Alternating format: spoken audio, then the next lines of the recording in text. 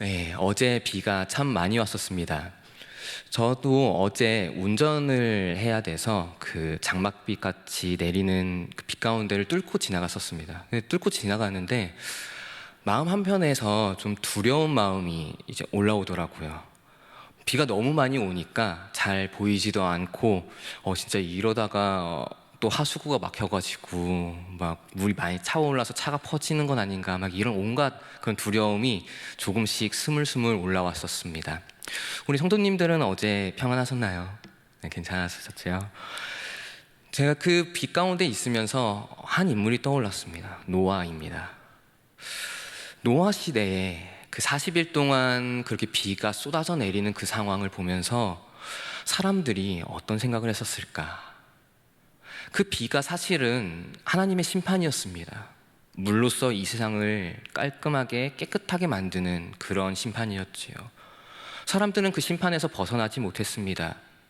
그 누구도 벗어날 수 있는 능력도 없었습니다. 피할 길이 아무것도 없었습니다. 단지 의인이었던 노아를 하나님께서 미리 지혜를 주셔서 피할 길을 하나 딱 열어주셨을 뿐이지요. 오늘 본문을 보면 이런 모습이 또한 등장을 하고 있습니다. 바로 기브온 사람들이 이런 현상을 경험을 하게 되어집니다. 상황은 이제 여호수아와 이스라엘 백성들이 여리고와 아이성을 다 이제 직면한 상황이었고, 이제 그 다음으로 더욱더 진군을 해 나가고 있는 상황이었습니다. 이 모습을 보면서 그 당시 가나안 족속들은 크게 두 가지의 모습을 보여줬습니다. 하나는 연합하여서 이스라엘 백성들을 막아보자. 우리가 저 민족들을 이길 수 있을 거야. 우리들의 힘으로 한번 저 진군을 한번 막아보자 하면서 연합을 하고 있었습니다. 다른 부류는 바로 기브온 사람들입니다. 기브온 사람들 또한 분명히 가나안 민족이었고, 그리고 기브온 사람들 또한 어느 정도 힘을 가지고 있었습니다. 한번 말씀을 통해 확인해 보겠습니다. 기브온은 왕도와 같은 큰 성임이요 아이보다 크고 그 사람들은 다 강함이라. 이게 기브온 스스로 표현한 게 아니고 그 당시 예루살렘을 통치하던 왕의 발언입니다. 보면은 아이성보다 크다라고 이야기합니다.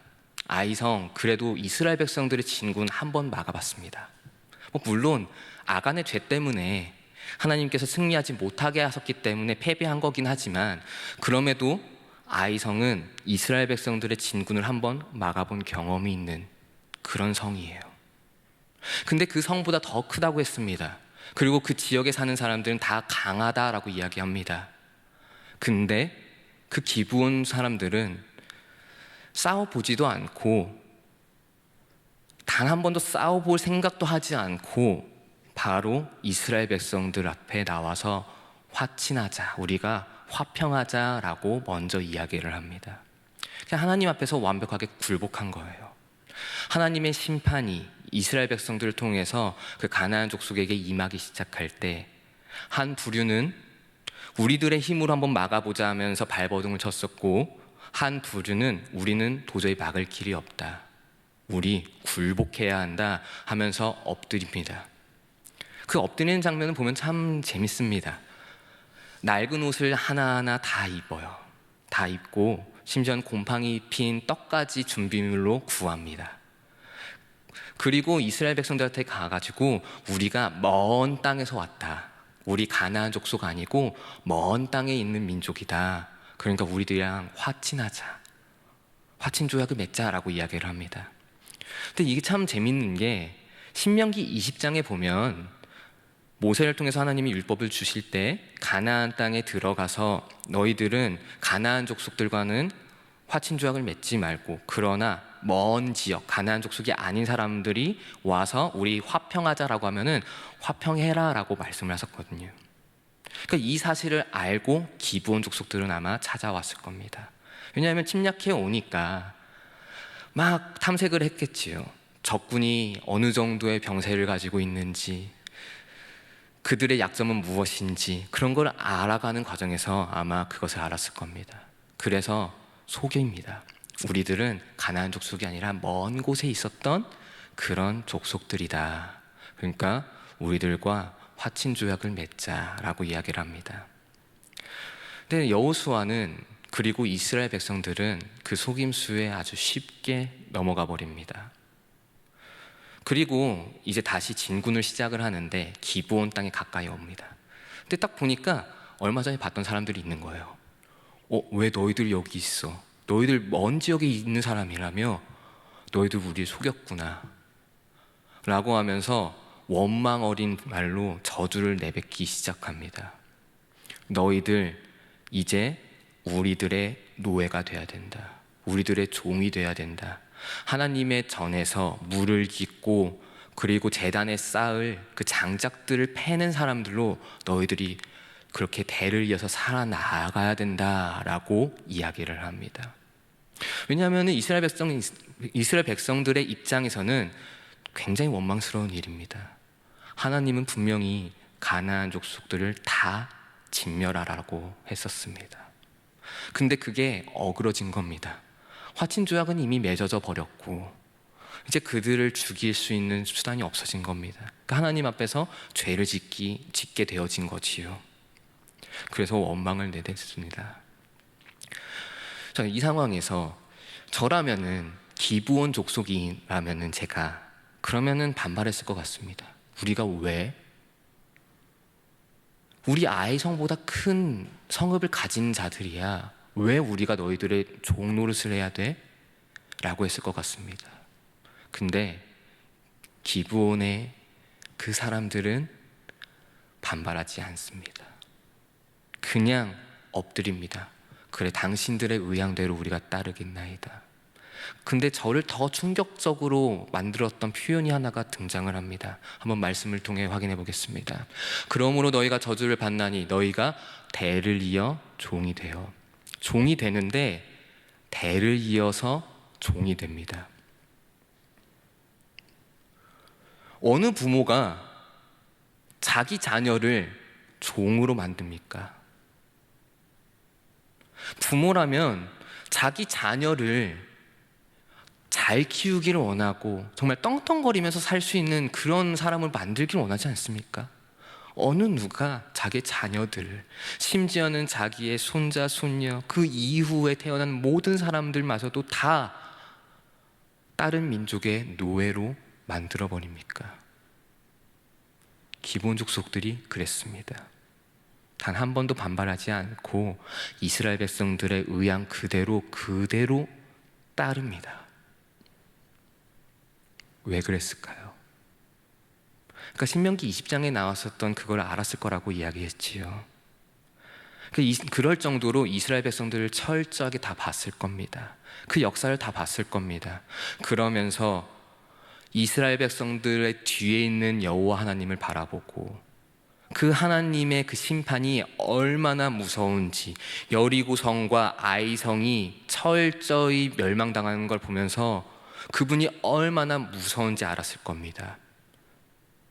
그리고 그 하나님의 심판 앞에서 그 살떨리는, 도저히 피할 길도 없고 도대체 이것을 해결할 방법도 보이지 않는 그 무시무시한 하나님의 심판을 보면서 우리가 살아야겠다, 우리가 살아야 되겠다, 노예가 되는 한이 있어도, 내 자녀들도 노예가 되는 한이 있어도 내 자녀가 하나님의 심판 가운데 들어가서 멸망당하면 안 되겠다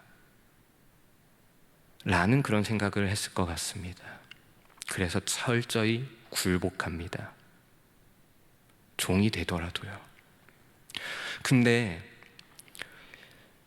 이런 상황에서 참 희한한 모습이 몇 가지 등장합니다.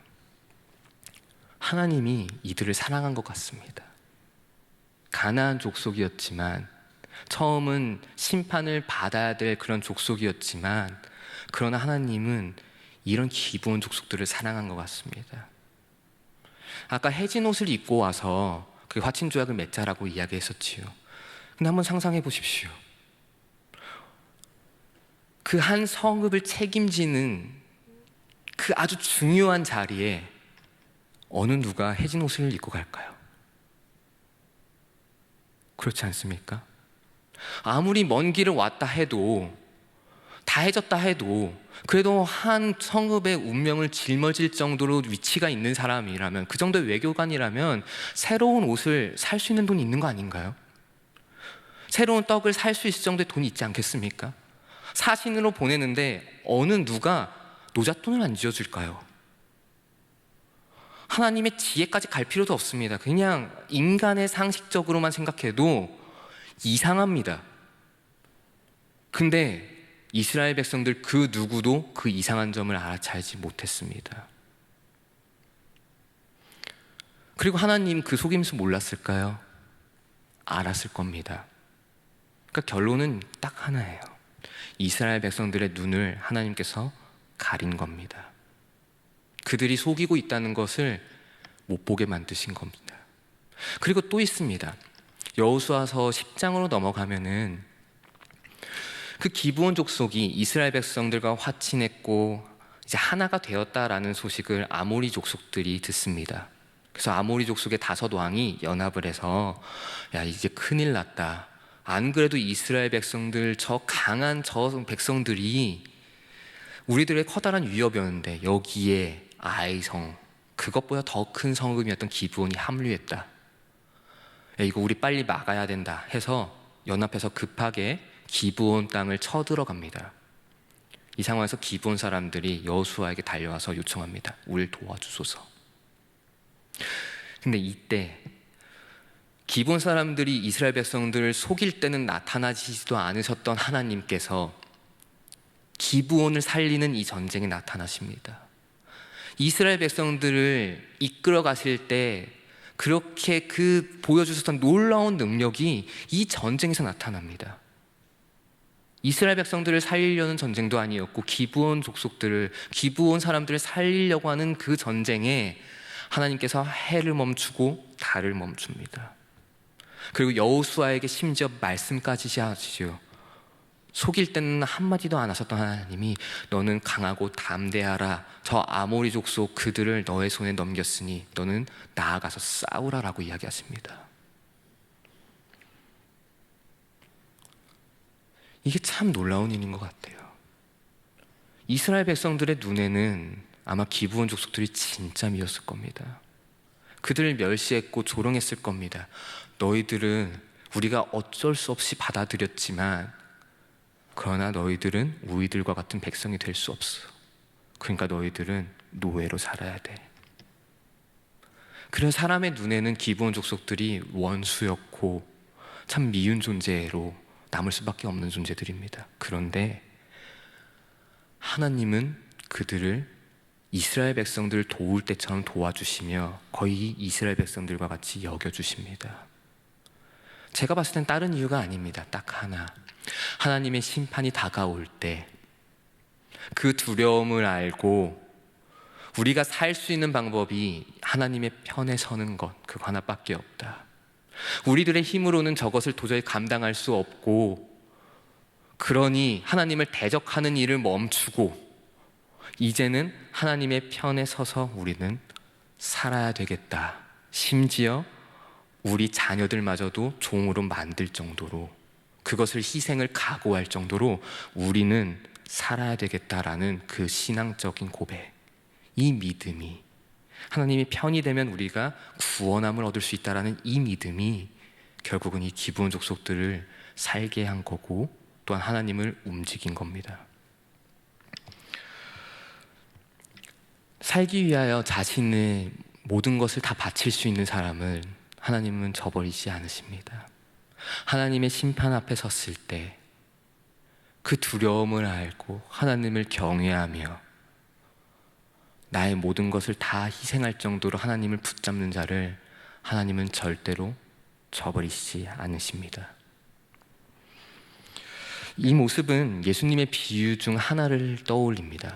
누가복음 15장 18절에서 20절 한번 보도록 하겠습니다. 지금부터 아버지의 아들이라 일컬음을 감당하지 못하겠나이다. 나를 품꾼의 하나로 보소서. 돌아온 탕자 비유입니다. 품꾼, 저 이야기가 거의 기브온 족속들 그 고백과 비슷합니다. 우리가 종이 돼도 괜찮습니다. 우리를 받아주소서입니다. 자, 근데 거기에 대해서 반응이 우리가 다들 알다시피 그를 보고 측은히 여겨 달려가 목을 안고 입을 맞추니, 이게 아버지 하나님의 반응이었습니다. 이 돌아온 탕자도 아버지의 집으로 돌아오기까지 얼마나 많은 고뇌를 했을까요? 아버지를 먼저 대적했습니다. 내가 장차 받을 재산을 미리 다 주십시오. 나는 이제 아버지와 함께 살지 않고 떠나서 나는 살겠습니다 라고 하면서 아버지의 마음에 커다란 비수를 박아버립니다. 그리고 모두 다 알다시피 아버지가 없는 곳에서 그 모든 것들을 다 탕진했고 심지어는 굶어 죽을 위기까지 처했지요. 그래서 살고 싶어서 다시 한번 돌아옵니다. 근데 알았을 겁니다. 내가 돌아가면 나의 형이 나를 비난할 것이고, 내가 아버지의 집에 살 때 나를 섬겨주었었던 그 종들마저도 분명히 나를 조롱하고 있을 것이다. 그것을 분명히 알았을 겁니다. 그리고 차마 얼굴을 들 그런 자격이 없다는 걸 알아서 품꾼으로라도 나를 받아주소서라고 하면서 돌아옵니다. 살기 위해서요. 우리 또한 그래야 될 것 같습니다. 우리들은 살면서 하나님의 심판이 없는 것 같이 느껴질 수도 있을 것 같습니다. 때로는 그것이 굉장히 멀게 느껴질 수도 있겠지요. 누군가는 그게 가까이 느껴질 수도 있겠지만, 근데 분명한 사실은 우리 모두 다는 하나님의 심판대 앞에 설 것이라는 겁니다. 예수님께서 다시 한번 재림하시는 그날, 우리는 모두 다 하나님의 심판 그 앞에 설 겁니다. 거기서 우리가 가져야 되는 자세는 오늘 이겁니다. 살기 위하여 내 모든 것을 다 희생할 정도로, 심지어는 내가 어떤 조롱과 비난을 당하는 것을 감수할 정도로 하나님을 택하고 하나님 편에 서 있는 것입니다. 하나님이 바라는 자가 이런 자 아닐까요? 우리는 살면서 수없이 많은 유혹을 마주합니다. 하나님의 편에 잠깐 안 서면은 뭔가 될 것 같습니다. 사실 생각해보면 우리는 예배를 빠져도 될 만한 이유가 굉장히 많은 것 같습니다. 잠깐 하나님 앞에 나오지 않고 내 행복을 충고하면 더 행복할 것만 같고, 그래도 하나님의 심판은 좀 머니까 그래도 나는 괜찮을 것만 같고, 그런데 곰곰이 생각해보면 그렇지는 않습니다. 우리에게는 선택권이 없습니다. 하나님의 심판은 누구 한 명 피해가는 사람이 없습니다. 모든 사람들이 마주할 것입니다. 잠깐 괜찮을 것 같다고요? 아니요. 그 잠깐이 하나하나 쌓여서 결국은 나의 인생의 모든 걸 다 무너뜨릴 겁니다. 하나님의 편 서지 않는 거 한 번 선택한 것이 2번을 낳을 것이고 3번을 낳을 것이고, 그게 10번, 100번, 1000번 계속해서 만들어갈 겁니다. 그래서 어느 순간 내 자리가 하나님의 편이 아니라 하나님을 대적하는 자리에 우리가 놓여질 것입니다. 그러니까 우리는 날마다 심판대 앞에 서는 느낌으로 계속해서 하나님 앞에 서야 될 줄 믿습니다. 내가 모든 걸 다 포기하더라도 하나님을 내가 붙잡고 싶습니다. 왜냐하면 그것이 하나님의 심판을 피할 유일한 길이니까요. 말씀을 맺겠습니다. 하나님의 심판은 무시무시합니다. 이 심판을 피할 수 있는 자는 아무도 없습니다. 그러나 살아나는 방법이 하나 있습니다. 하나님을 대적한다고 그것은 불가능합니다. 나의 힘으로 될 것 같다, 그것도 아닙니다. 그냥 하나님 앞에 납작 엎드리는 겁니다. 내가 종이 돼도 괜찮습니다. 내가 품꾼이 돼도 괜찮습니다. 온갖 다른 사람들에게 조롱을 다 당해도 괜찮습니다. 그러나 내가 하나님의 심판을 피하고 싶으니 나를 받아주시옵소서 라는 고백이 하나님의 심판을 피해가게 만듭니다. 그러니 하나님의 편에 서는 것을 주저하지 않는 우리 모두가 되어졌으면 좋겠습니다. 하나님의 대적하는 자리 잠깐 선다고 괜찮겠지? 아닙니다. 오늘부터라도 영원히 하나님의 편에 서서, 하나님의 편에 서는 것이 어떠한 값을 치른다 해도 그 자리를 끝까지 붙잡아서 우리 모두가 하나님의 심판을 피해서 구원을 얻는, 하나님의 보호하심을 얻는 그런 자들이 되기를 간절히 소망합니다.